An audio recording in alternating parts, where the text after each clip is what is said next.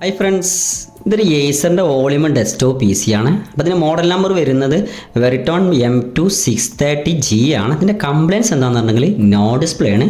അപ്പോൾ LED ഒക്കെ blink ചെയ്യുന്നുണ്ട്, നോ ഡിസ്പ്ലേ ആണ്. അപ്പോൾ നമുക്ക് എന്ത് ചെയ്യാം, സിസ്റ്റം ഓപ്പൺ ചെയ്യാം.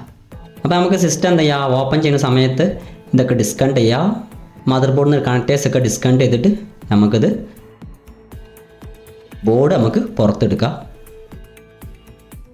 ഇതിൻ്റെ കംപ്ലയിൻസ് അനലൈസ് ചെയ്തപ്പോൾ നമുക്ക് ബയോസ് കംപ്ലയിൻ്റ് ആണ്. അപ്പോൾ ബയോസ് നമുക്ക് റീപ്രോഗ്രാം ചെയ്യണം.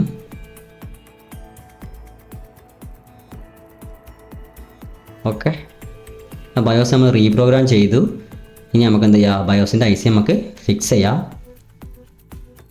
നമുക്ക് ഈ CPU പേസ്റ്റൊക്കെ ഇട്ട് പക്ക ക്ലിയർ ചെയ്തിട്ട് നമുക്ക് ഡിസ്പ്ലേ ഒന്ന് ചെക്ക് ചെയ്ത് നോക്കാം.